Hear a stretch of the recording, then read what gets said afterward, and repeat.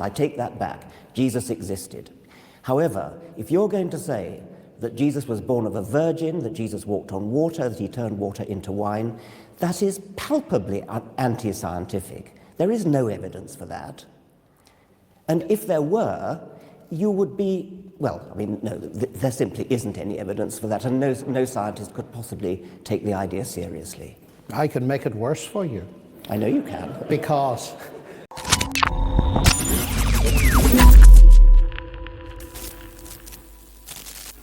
Hi guys, welcome to the Church Split, and today we are asking the question, does science disprove miracles? Are miracles ridiculous to believe in, and does science prove that they cannot be possible? Well, according to Richard Dawkins, the famous atheist, he says that miracles clearly cannot happen on a scientific worldview. And John Lennox, everyone's favorite Christian Irish grandfather, says that this is actually untrue. So today we're looking at an old debate, but a famous debate between Richard Dawkins and John Lennox. And we are going to ask the question, does science disprove miracles? So we need to know whether it's true. Yes. Now, when you look at history, and let's leave aside, maybe I alluded to the possibility that some historians think Jesus never existed. I take that back. Jesus existed. However, if you're going to say that Jesus was born of a virgin, that Jesus walked on water, that he turned water into wine, that is palpably anti-scientific. There is no evidence for that. And if there were, you would be, well, I mean, no, there simply isn't any evidence for that, and no scientist could possibly take the idea seriously. I can make it worse for you. I know you can. Because Jesus actually claimed to be the Logos that created the whole universe. And if this is the Creator incarnate, making water into wine and so on is really a triviality. The more fundamental thing is the fact that he claimed to be and gave evidence that he was God. When you say it's anti-scientific, I don't think it's anti-scientific at all. Science cannot say that miracles do not occur. It can say they're highly improbable. But nobody is claiming that these things occurred by natural processes. They occurred because God fed his power in. Nor did the whole universe, if we look at it, occur in that sense by natural processes. God created it. We study all the natural processes within it. So when you say it's anti-scientific, I think it's not anti-scientific. What I mean by that is that if, and when doing science, we constantly have to keep in mind that at any moment there might be a little magic trick slipped in. That would completely nullify the whole enterprise of science. Oh, I agree with that. But well, you see, that's what you're allowing then. No, I'm not allowing that at all, because in order to recognize what the New Testament calls miracle, a special act of God, you must be living in a universe that has regularities and that we recognize them. I agree with you entirely. Otherwise you wouldn't notice the miracles. That's exactly true. Yeah. You wouldn't recognize if dead people were popping up all over the place. You wouldn't think it was very special. But the fact is you need two things, not one. You've got to have regularities which we call the laws of nature, although they're not causes. They're in a sense descriptions that we can use.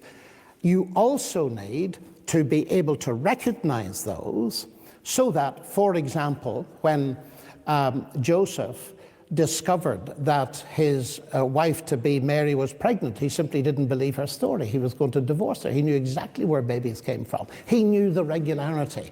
It took very special convincing for him to realize that something extremely special had happened. But science cannot stop that. The question is, of course, did such a thing ever happen? And the central focus in the New Testament is not that, which is not so readily accessible to evidence, the virgin conception, but the resurrection of Christ.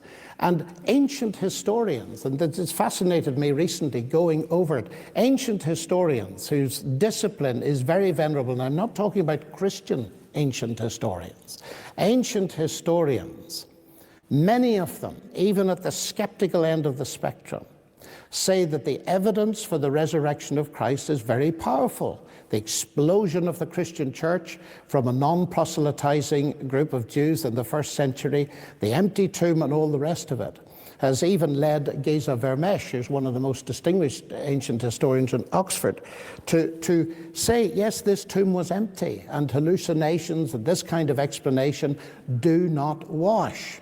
So we have to ask ourselves, are we prepared to believe in historical testimony or not? So there you have it. Has the question been sufficiently answered? Well, let's break it down real quick. It's first good to see that Richard Dawkins actually acknowledges that Jesus actually existed, because Jesus' mythicism is entirely historically absurd. There's no way Jesus didn't exist. The question is Jesus who he claimed to be? And if he is who he claimed to be, then of course Christianity is true. If he is not who he claimed to be, then Christianity is false. Richard Dawkins made actually a few errors within this, and I think John Lennox did a very good job at responding to it. Dawkins says there is no evidence for any of these things, such as the virgin birth or the resurrection. But of course, that is ignoring the very obvious evidence of the New Testament witness itself. One must first prove that the New Testament is unreliable and is in fact myth, rather than actual historically accurate eyewitness accounts, which all the signs of something that we would expect from eyewitness accounts are within the pages of the New Testament, especially the Gospels. So that doesn't get off the ground itself. It is amazing to me that oftentimes the atheists who reject Christianity or object to Christianity oftentimes say that there is no evidence for various things that are claimed within the Bible, while just dismissing the various biblical accounts themselves outright without any question whether or not there's sufficient evidence for it. The other part John Lennox brings up that's really important to make sure you understand his point is the fact that miracles do require a consistent universe. So when Dawkins points to the fact that we do not see any of these sorts of things actually possible within nature, he is actually appealing to exactly what miracles are saying, that there is a consistent universe, a backdrop by which these miracles actually occur, which is why miracles have been widely accepted in most worldviews for generations upon generations. And only until recent days after the Enlightenment period do we actually see anyone doubt that miracles are even possible or have happened at all. So what John Lennox is saying there is that there must be a consistent universe by which to measure whether or not a miracle occurred in the first place.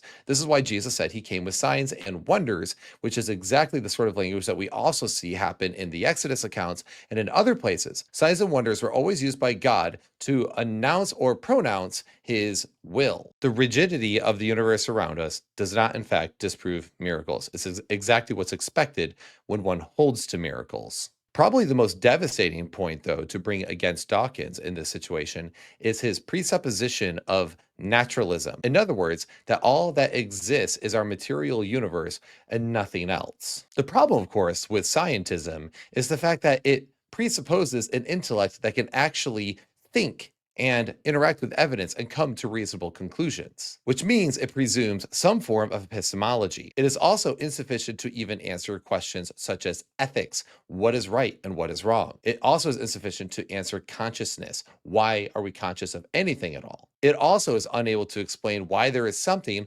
rather than nothing, because something cannot come from nothing.